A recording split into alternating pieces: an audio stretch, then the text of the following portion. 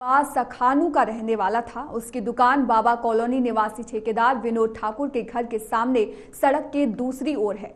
जबकि विनोद, जिनके बच्चों की हत्या कर दी गई, उनकी पत्नी संगीता अपने मकान के निचले हिस्से में ब्यूटी पार्लर चलाती हैं। पड़ोसी होने के नाते साजिद का उनके घर आना जाना भी था और इसी बात का फायदा हत्यारों ने उठाया। घटना के पहले साजिद शाम 4 बजे दुकान बंद करके चला गया था। इसके बाद वह वापस आया। उसने पीड़िता यानी संगीता से पत्नी की डिलीवरी के लिए रुपयों की जरूरत बताकर 5,000 रुपए मांगे। इसके बाद आयुष और आहान को लेकर वह छत पर चला गया, जहां चाकू से ताबड़तोड़ प्रहार कर बच्चों की हत्या कर दी। भागते समय भी उसके हाथ में चाकू था।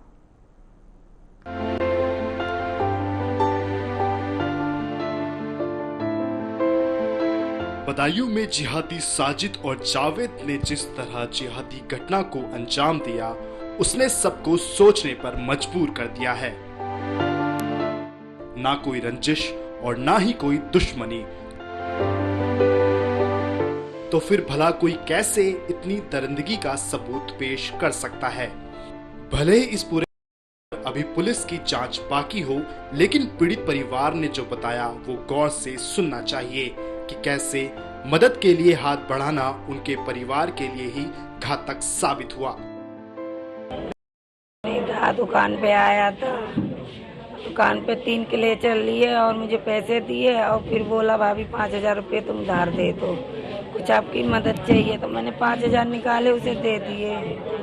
वो लेके आके वहाँ पे खड़ा हो गया, बोला भाभी मेरे भाई वो हॉस्पिटल में भर्ती है, जनाने अस्पताल में, मुझे उसकी डिलीवरी 11 बजे का टाइम दिया है।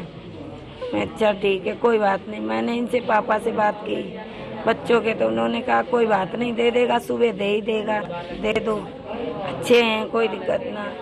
तो मुझसे तो कोई इनकी दुश्मनी थी नहीं। अब इनसे करवाया गया या क्या है, अब वही जान सकता है, उससे पूछा जाए। जावेद बताएगा क्या हुआ, क्यों इसने किया।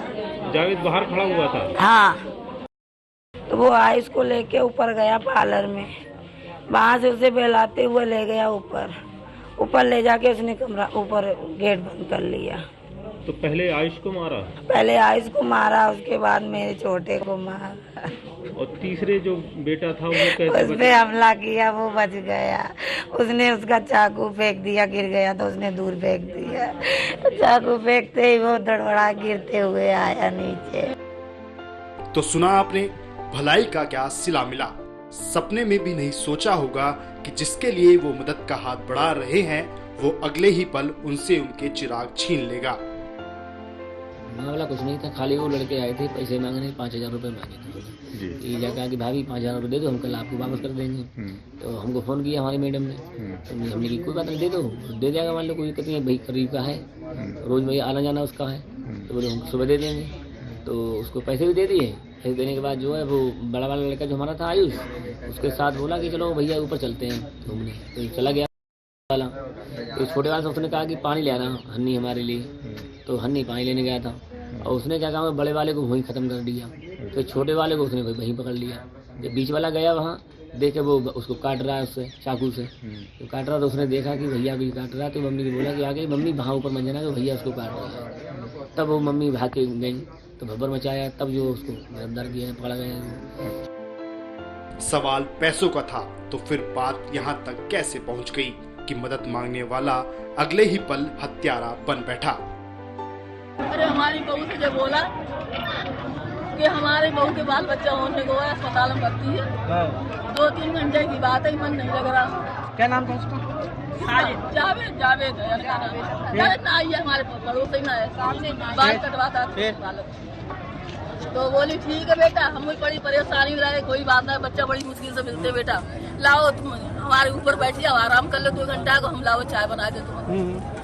तीसरा बच्चा इन्हें बुला के ले गया, पता ना भाई, हम तो नीचे थे। बीच वाला उसको के हाथ में मारा, दोनों काटे, दोनों उसको के मारा हाथ में, वो ऊपर से कूद के आया वहां से ग्रिल से, बोले अम्मा देखो तो जाएगी। तब तक गेट बंद कर लिया, अंदर से देखा छुरी थी तो इतनी बड़ी। क्या लोग थे? अकेला। कितना बड़ा था युवक? अरे बड़ा आदमी है वो तो। क्यों? अरे वो भी काट देता। घटना ने पूरी मानवता को हिलाकर रख दिया है। कि आखिर कोई इतना हैवान कैसे हो सकता है कि वो मददगार का पूरा परिवार ही खत्म करने पर तुल जाए। Special desk AMV network.